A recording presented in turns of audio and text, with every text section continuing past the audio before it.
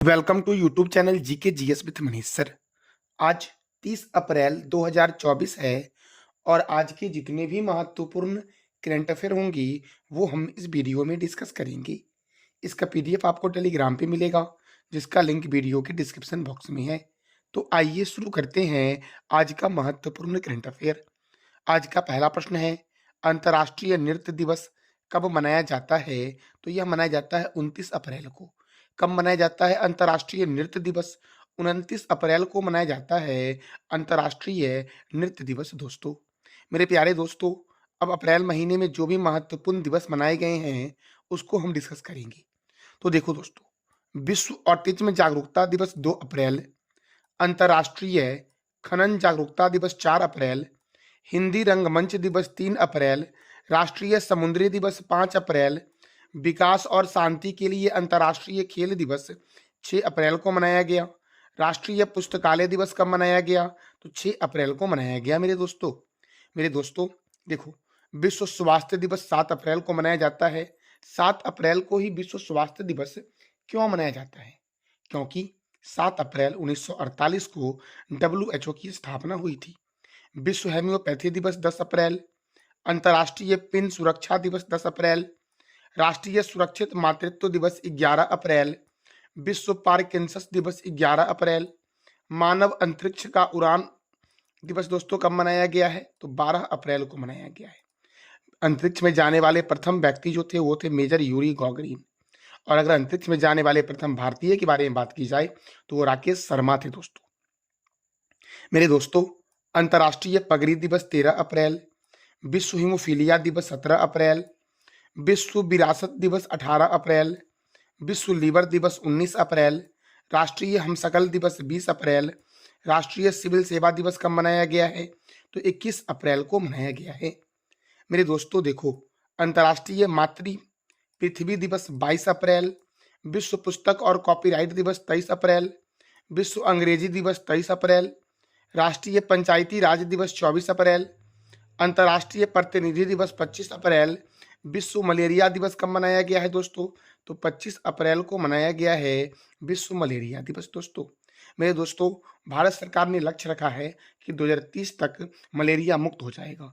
भारत सरकार ने यह भी लक्ष्य रखा है कि 2030 तक भारत सरकार HIV मुक्त हो जाएगा और 2030 तक ही भारत सरकार जो है वो अंतरिक्ष में मलबा मुक्त हो जाएगा। मेरे दोस्तों, विश्व बौद्धिक संपदा दिवस कब मनाया गया है? 26 अप्रैल को मनाया गया है। विश्व पशु चिकित्सा दिवस विश्व पशु चिकित्सा दिवस 17 अप्रैल को मनाया गया है। राष्ट्रीय कृमि दिवस 27 अप्रैल और विश्व कार्यस्थल सुरक्षा और स्वास्थ्य दिवस कब मनाया गया है? तो 28 अप्रैल को मनाया गया है। दोस्तों मेरे प्यारे दोस्तों, हम अगले प्रश्न की ओर बढ़ते हैं। हमारा अगला प्रश्न है, द विनर्स माइंडसेट पुस्तक के लेखक कौन है? दोस्तों, द विनर्स माइंडसेट पुस्तक के लेखक हैं शेन वॉटसन। कौन है दोस्तों? शेन वॉटसन के द्वारा लिखा गया है द विनर्स माइंडसेट पुस्तक। मेरे प्यारे दोस्तों, अगले प्रश्न की ओर बढ़ते हैं। हमारा अगला प्रश्न है, हाल ही में किस देश ने समलैंगिक संबंधों पर कठोर कानून बनाया है? समलैंगिक संबंधों पर कानून बनाने वाला दोस्तों देश कौन सा है? तो ये दोस्तों देश है इराक। कौन सा देश दोस्तों है? इराक। इराक में दोस्तों ऐसा करने पर 10 से 15 साल तक की सजा हो सकती है। ऐसा कानून बनाया है इराक ने दोस्तों। तो इराक की राजधानी क्या है? बगदाद है। इराक की करेंसी क्या है? इराकी दीनार।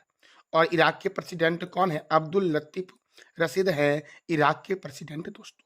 दोस्तों ईरान के प्रधानमंत्री कौन है?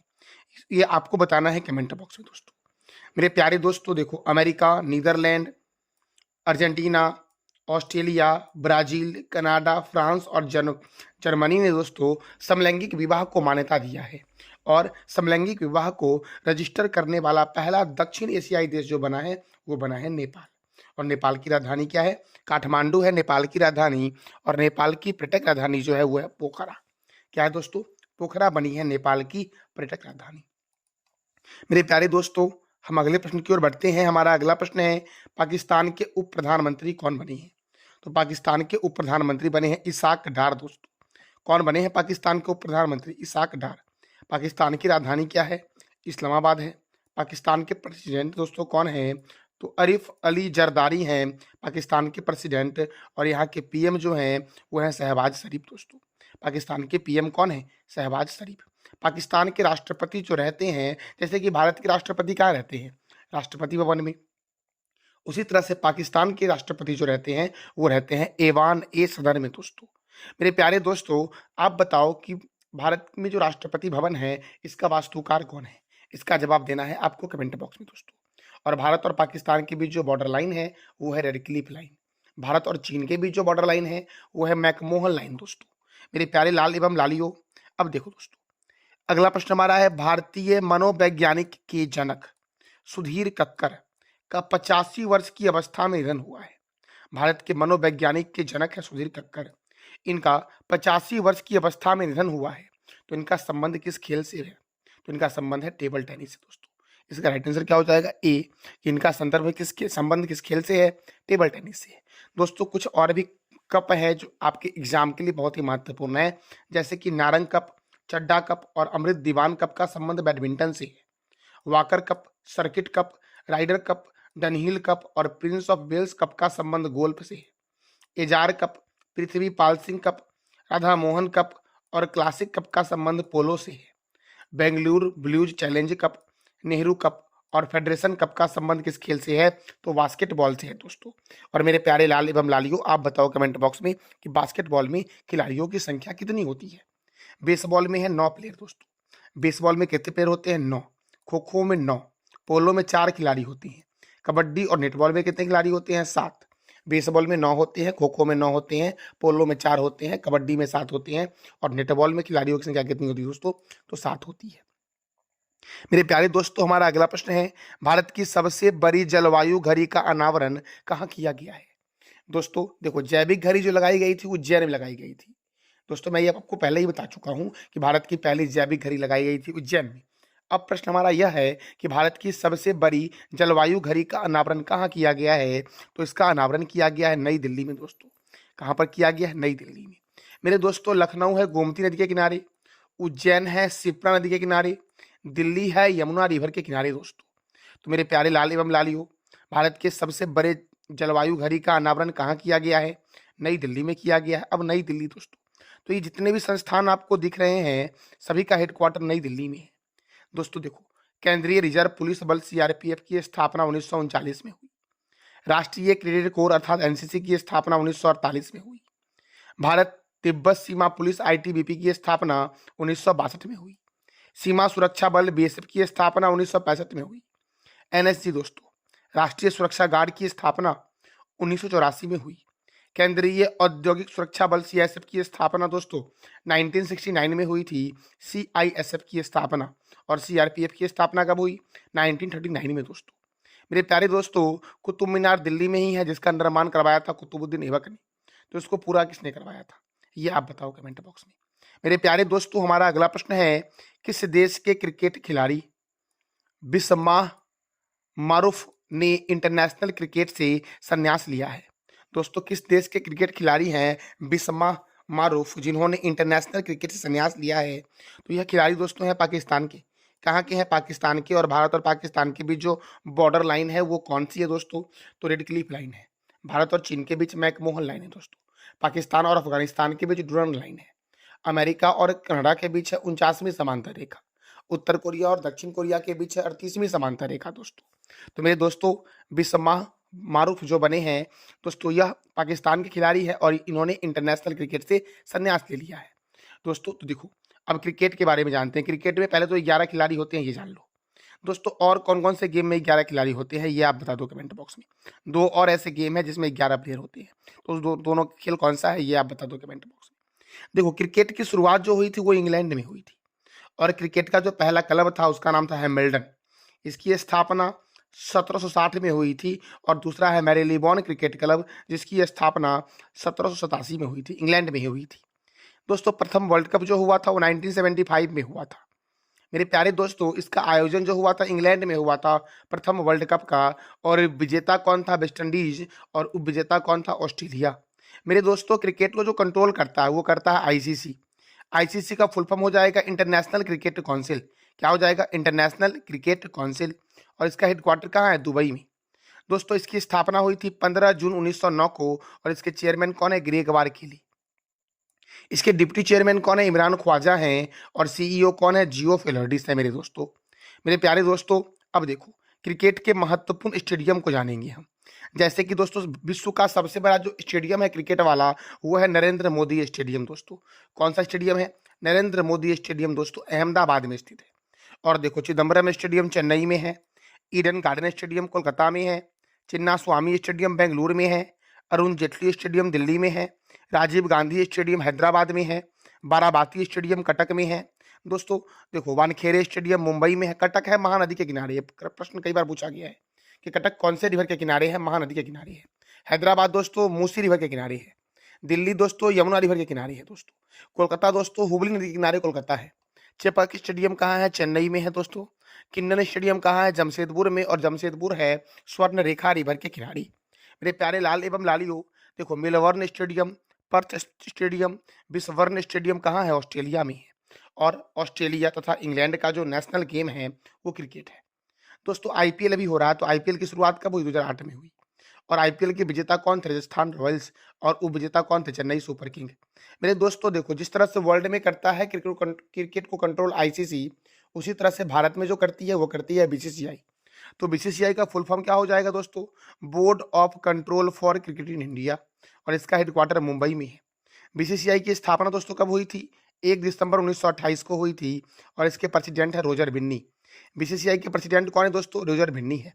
देखो दोस्तों क्रिकेट में दोस्तों जो महत्वपूर्ण ट्रॉफी है और कप है वो कौन कौन से हैं? Ranji trophy, Irani trophy, Vijay Hazare trophy, Moin ud-Dowla gold cup, Cooch Behar cup, Dilip trophy, Rohinton Baria trophy, GD Birla trophy और देवधर ट्रॉफी का संबंध किस खेल से है?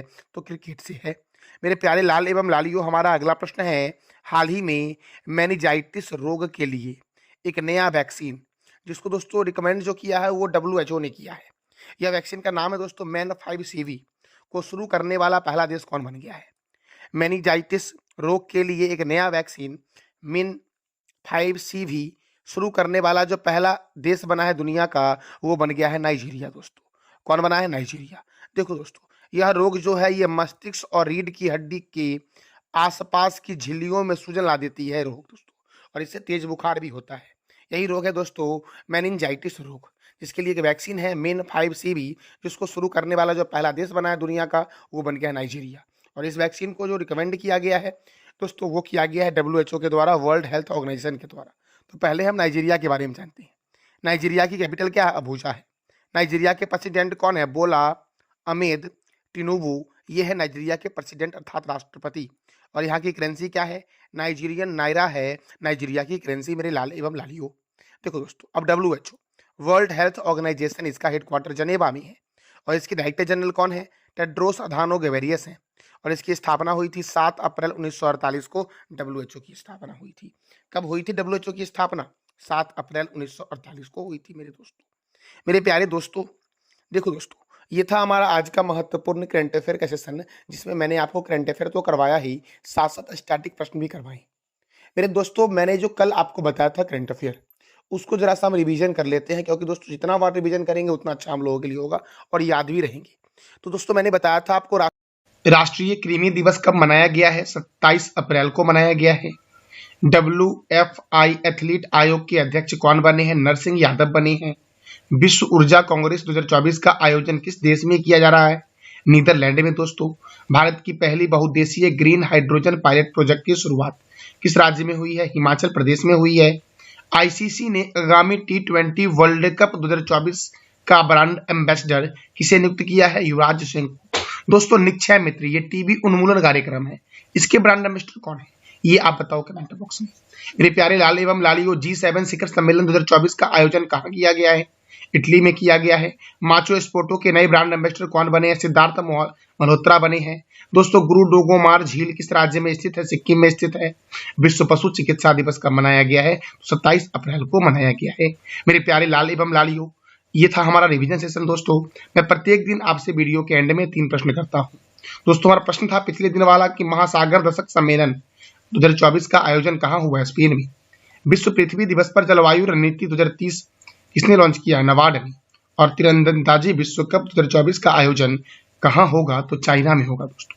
मेरे दोस्तों, हमारा आज का 3 प्रश्न है जिसका जवाब देना है कमेंट बॉक्स में। प्रश्न हमारा है G7 शिखर सम्मेलन 2024 का आयोजन कहाँ किया जाएगा? माचो स्पोर्टो के नए ब्रांड एम्बेसडर कौन बने हैं?